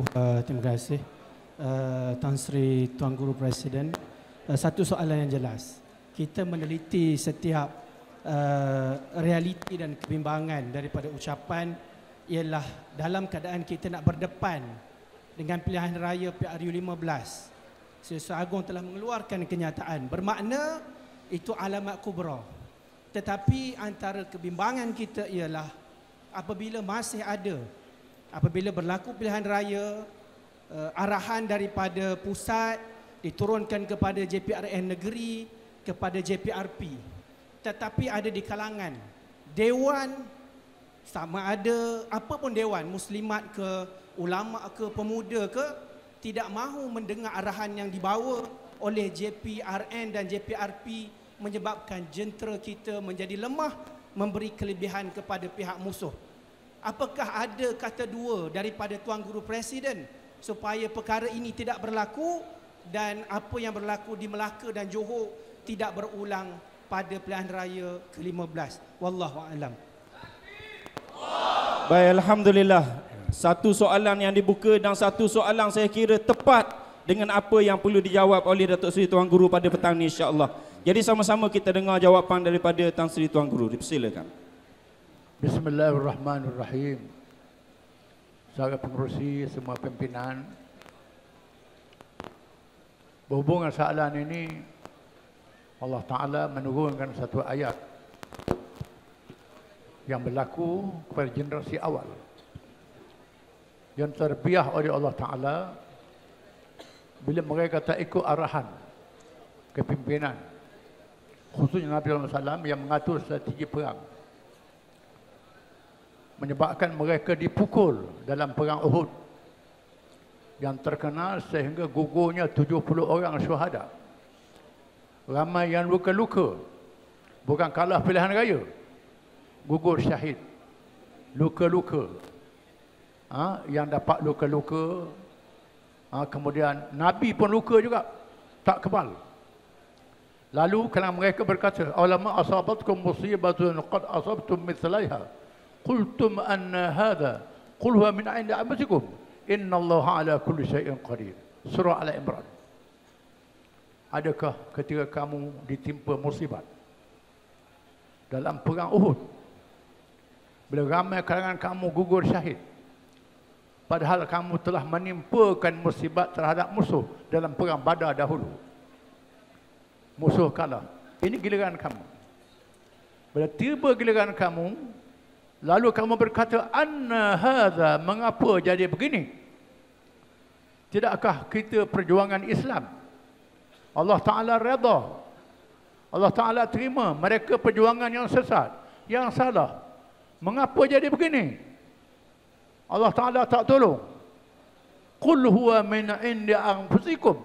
Kata Muhammad, ini puncanya diri kamu sendiri. Diri kamu sendiri. Muhasabah diri kamu sendiri. Puncanya, Nabi telah mengatur satu strategi yang baik, meletakkan markas operasi antara Bukit Uhud dan Bukit Kecil, Jabal Rumah, Bukit Kecil. Siapa yang bawa Uhud akan melihat di mana mereka operasi antara celah Bukit Kecil dan Bukit Uhud. Nabi menugaskan pasukan pemanah mengawal bukit yang kecil itu, kerana Uhud adalah benteng semula jadi, tak boleh serang di belakang. Pengawal yang bukit kecil ini Nabi pesan, jangan tinggal tempat ini. Apa berlaku pun tak boleh tinggal bukit ini. Bila berlaku pertempuran pusingan yang pertama, musuh dapat diundurkan. Musuh undur lagi. Menjadi adat orang Arab, bila berunduk, bila perang, dia bawa barang berharga, bawa binatang ternakan. Mereka lari, mereka meninggalkan barang-barang bersepah di lapangan. Lalu mereka yang ada di bawah memungut barang-barang yang ditinggalkan itu. Mereka yang Nabi pesan, jangan tinggal bukit ini, jangan tinggal, tak boleh. Tak tahan melihat barang-barang ini, merasa tak mengapa. Lalu mereka tinggal tempat, pergi pungut barang-barang. Di masa itu Khalid bin Walid, Ikrimah bin Abu Jahal masih kafir lagi. Dia lihat dari jauh di mana bukit ini sudah tidak terkawal lagi. Lalu mereka datang dengan tentera berkuda. Tentera berkuda ni macam tentera udara sekarang. Laju menawan bukit ini dan menyerang markas daripada belakang, menyebabkan terkepung. Berlaku pertempuran yang sengit, gugur 70 orang syahid, luka-luka termasuk jasad Nabi sendiri. Tetapi Nabi dapat mengawal keadaan, berundur ke Bukit Uhud, mengambil langkah yang tinggi, musuh tak boleh dapat. Tetapi peristiwa ini sangat menyedihkan. Mengapa jadi begini? Sebabnya kerana tidak taat kepada arahan, tak taat pada pemimpin. Ini masalah. Pemimpin melihat secara menyeluruh, tak melihat dalam perkara yang sempit. Kadang-kadang dia lihat perkara yang sempit, tempat dia saja, kawasan dia saja, diri dia saja, kampung dia saja. Tak boleh begitu. Di sini perlunya, kecuali pemimpin mengarahkan perkara maksiat, baru tak boleh ikut. Kalau bukan maksiat, perkara ijtihad, kena ikut. Perkara taktik, strategi, di mana masalah calon, gerakan pilihan raya, ini perkara ijtihad. Kecuali pemimpin suruh buat yang haram, itu tak boleh ikut. Kalau benda ijtihad kita tak setuju, kena ikut. Tak boleh. Ini adab. Salah satu daripada janji kemenangan. Tuhan kata, ya alladzina tasbiru wa sabiru wa rabitu wattaqullaha la'allakum tuflihun. Wahai orang-orang yang beriman, bersabarlah kamu menghadapi diri kamu, dan bersabarlah kamu menghadapi musuh kamu, dan bertugas di mana kamu diletakkan. Dan letak, terima. Dalam PAS ada orang yang jujur dan ikhlas. Saya masih ingat ada cikgu, seorang di Kelantan, seorang di Terengganu. Yang di Kelantan nama dia Cikgu Nuh, saya tak lupa nama dia. Tahun 79. Kawasan Pasir Tubuh. Parti tugaskan dia letak jawatan daripada cikgu kerana nak jadi calon. Dia pun letak jawatan. Lepas letak jawatan, cawangan tak setuju dia jadi calon. Keras tentangan cawangan ini. Terpaksalah dia tak jadi calon, orang lain jadi calon, jawatan dah letak. Bila pilihan raya, dia terus bekerja macam dia bertanding juga. Ini hebat, dia dah meninggal dunia. Di Terengganu ada seorang, di Hulu Terengganu. Tak lihat saya, nama saya Cikgu Bahri. Letak jawatan juga. Tiba-tiba orang kawasan tak setuju jadi calon. Dah letak jawatan. Bekerja untuk parti. Ada orang bila tak jadi calon tak dia bebas. Dengan pengikut-pengikut dia sekali, tak taat. Ini lompang, tembus yang ada dalam jamaah. Jadi tak boleh hadir tembus. Dengan sebab itu, dia suruh kita rapatkan saf. Kalau saf renggang, syaitan boleh ganggu perjalanan kita, perjuangan kita. Sebab itu kita kena jaga elok-elok. Jadi taat, apa yang parti arah, taat. Negeri yang kita menang, saya nak sebut sekali lagi. Kerajaan kita arah suruh bagi bantuan pada semua rakyat. Kerana kita ni kerajaan pada semua rakyat. Tiba-tiba ada orang kita dapat bantuan, agama untuk anak beranak dia. Agama untuk orang-orang PAS saja tak beri pada orang lain. Orang atas pagar pun tak beri. Macam mana nak tarik orang? Ini tidak walak, tidak setia dengan parti, tidak boleh. Ada. Biasalah zaman Nabi pun ada orang yang buat dosa, ada orang munafik, ada macam-macam. Tapi zaman Nabi bila orang buat silap, turun ayat Quran. Kita sekarang buat silap, ayat Quran tak turun dah. Kita kena baca Quran tu, baca balik Quran ni. Jadi tiap-tiap kesalahan itu ada ayat-ayat. Ada ayat Quran tu. Jadi asbabun nuzul, sebab turun ayat ni sangat penting. Sebab berlakunya hadis sangat penting untuk mengajar kita. Bagaimana dalam jamaah ni kita kena terima. Contoh di Mekah, Nabi latih Attab bin Usaid radhiyallahu an jadi gubernur. Umur dia 20 tahun jadi gubernur Mekah. Bila berlaku peristiwa murtad, umur 20, kecut hati, tak keluar-keluar. Muncul Suhail bin Ammar radhiyallahu an. Suhail yang menentang perjanjian Hudaybiyah, sebut Muhammad Rasulullah. Keras. Mengapa tak tulis Muhammad bin Abdullah? Muhammad Rasulullah dia tak terima, dia tolak. Akhir Tuhan beri hidayah, dia masuk Islam.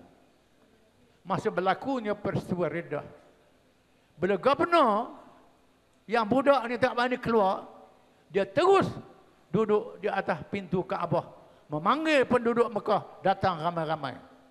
Rasulullah pernah berdiri di tempat ini mengatakan bahawa Islam akan menang. Wahai orang Mekah, jangan kamu jadi orang yang akhir masuk Islam, orang yang pertama keluar Islam, orang yang baru masuk Islam. Sebab tu orang ni kita jangan tengok zahir saja. Tengok zahir, oh tak boleh percaya, tak boleh percaya.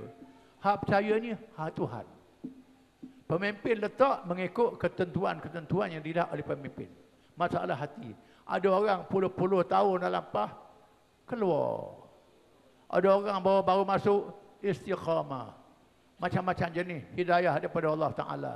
Ada orang sampai mati dengan perjuangan kita. Macam-macam jenis. Jadi dengan sebab itu kita lihat penyusunan meletak orang pada tempatnya. Kalau bila kita letak orang, kita kena terima. Lantik ketua cawangan, bukan saja calon. Lantik apa-apa lojenah, orang yang bidang dalam bidang itu. Oh, tak boleh, kena latih orang yang tahu ayat-ayat Quran. Memanglah kena tahu ayat Quran. Tak dinafikan. Kadang-kadang anda menghadapi masalah-masalah semasa, kena orang ini. Tapi ada yang tahu ayat Quran sama dengan dia. Kita memimpin secara kolektif, secara jama'i. Kalau kita fikir cara masing-masing, menyebabkan kita tidak berjamaah. Ini makna kita berjamaah. Wallahu a'lam.